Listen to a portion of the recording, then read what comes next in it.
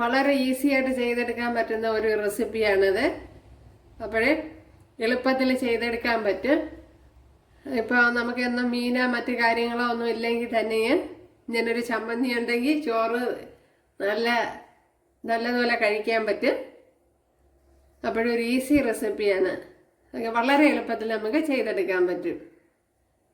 Hi കൂട്ടുകാരെ, സെലിം ബ്ലോസിലേക്ക് സ്വാഗതം. ഇന്നൊരു മുളക് ചമ്മന്തി നോക്കാം. മുളക് ചമ്മന്തി എന്ന് പറയാൻ പറ്റില്ല, ഒരു ചമ്മന്തി ഉടച്ചെന്നൊക്കെ പറയാം.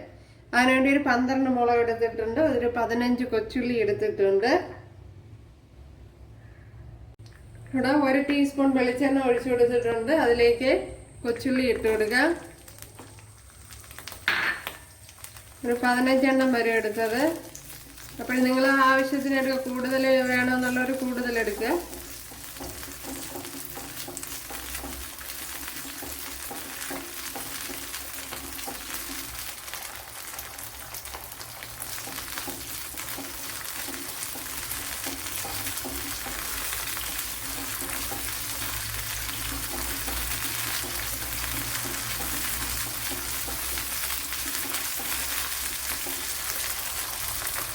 ഉള്ളി അതിൽ നിന്ന് മാറ്റിയിട്ടുണ്ട്.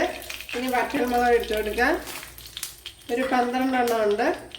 അതും അവരൊരു ആവശ്യത്തിന് എടുക്കുക. തോനെ ക്വാണ്ടിറ്റി വേണമെന്നുള്ളവർ,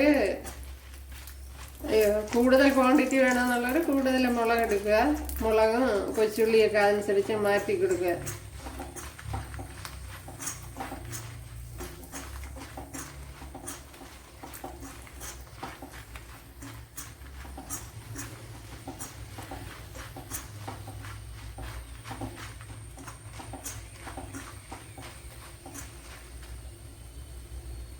ഈ പുളിയും കൂടെ ഒന്ന് വാട്ടിയെടുക്കുക.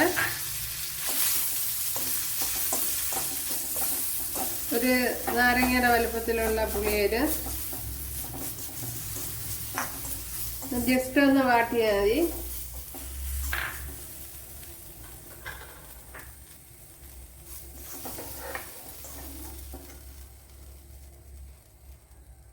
മിക്സിയുടെ ജാറിലോട്ടൊന്ന് ഇട്ട് കൊടുക്കുക. ഇതും അതുപോലെ തന്നെ എല്ലാം കൂടെ ഒന്ന് ഇട്ട് കൊടുക്കുക.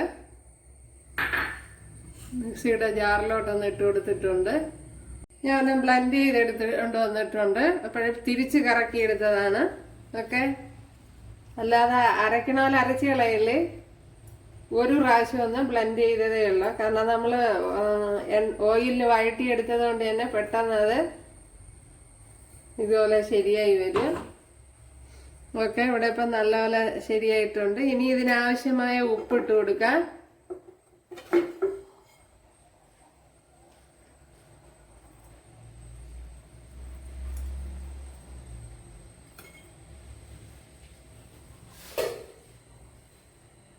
ഇനി ഇതിലേക്ക് ശകലം കട്ട കഞ്ഞിവെള്ളം ഒഴിച്ചു കൊടുക്കാം. ഇപ്പം ഇച്ചിരി കട്ടി വേണം.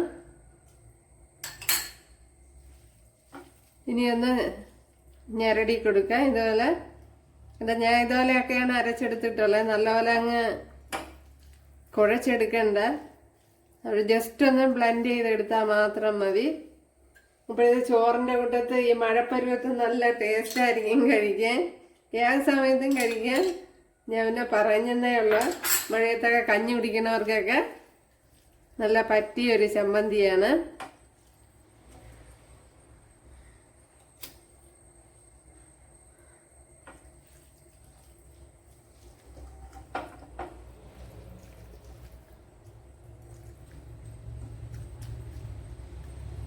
പുളിയൊക്കെ കൂടുതൽ, പുളിപ്പൊക്കെ വേണമെന്നുള്ളവർക്ക് കൂടുതൽ ഇട്ട് കൊടുക്കാം.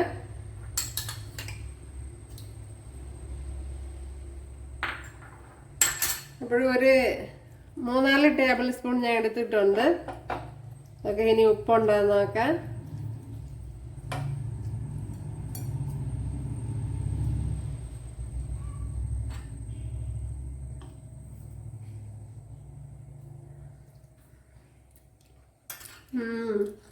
ഉപ്പുകൊണ്ടും എല്ലാം ഉണ്ട്. സൂപ്പർ. അപ്പോൾ ചെയ്ത് നോക്കാം. ഇനിയും ഇത് ലൂസായിട്ടിരിക്കണമെന്നുള്ളവർക്ക് ഇനിയും ഇത് കഞ്ഞിവെള്ളം കുറച്ചുകൂടെ ഒഴിച്ചു കൊടുത്ത് ലൂസാക്കി എടുക്കാം. നല്ല ടേസ്റ്റാണ്. അപ്പോൾ എല്ലാവരും ഒന്ന് ചെയ്ത് നോക്കുക. ആണല്ലേ? അപ്പോൾ എല്ലാവരും ചെയ്ത് നോക്കുക.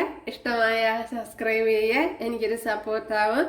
അപ്പോൾ അടുത്തൊരു വീഡിയോ ആയിട്ട് കാണാമെന്ന് പറഞ്ഞുകൊണ്ട് എല്ലാവർക്കും താങ്ക്സ്. കൂട്ടുകാരെ, ഇനി ഇങ്ങനെ ഒരു വിഭവമാണ് തയ്യാറാക്കുന്നത്. നമുക്ക് ചോറിനും കഞ്ഞിക്കും ഒക്കെ പറ്റിയ ഒരു ചമ്മന്തി. അപ്പോൾ ഇതെങ്ങനെയാണ് തയ്യാറാക്കണേന്ന് നോക്കാം.